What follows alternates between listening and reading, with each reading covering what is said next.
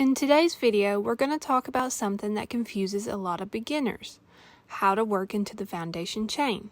Did you know there are actually 3 different ways you can do it? None of them are wrong, but each one gives your project a slightly different look. Let's go through all 3 so you can decide which one you like best. With each one of these, I've already made a chain of 10 stitches, but you can do however many you would like.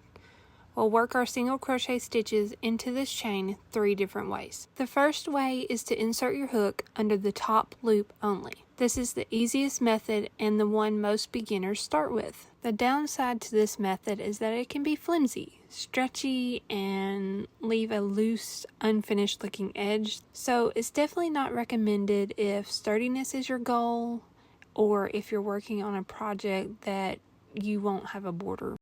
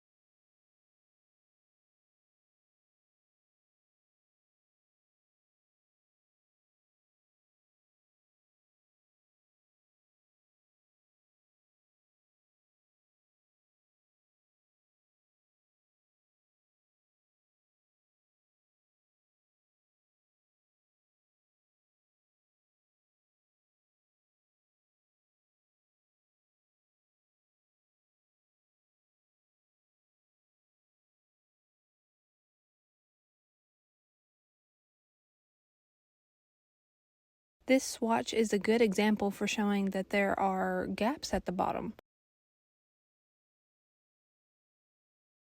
And the second way is to insert your hook under both loops of the chain, meaning the top loop and the back bump. This makes the bottom edge of your project a little bit thicker and sturdier than if you had used the top loop only method. When I first started crocheting, this is the way that I learned.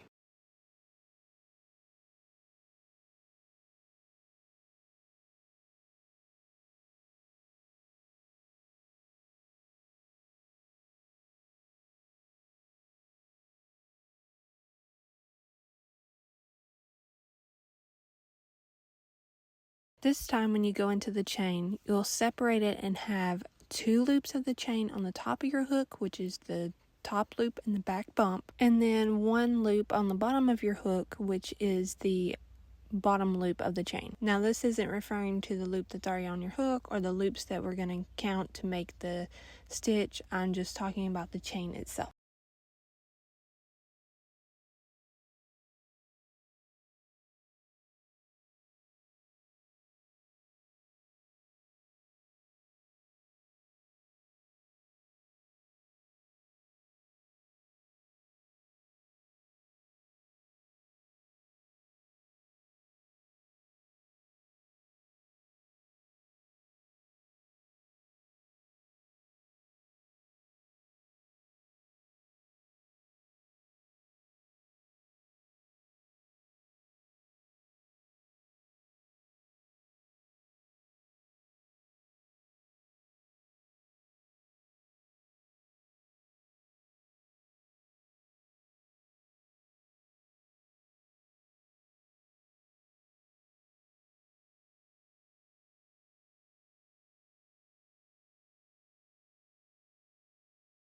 And the third way is to flip your chain over and insert your hook into the back bump.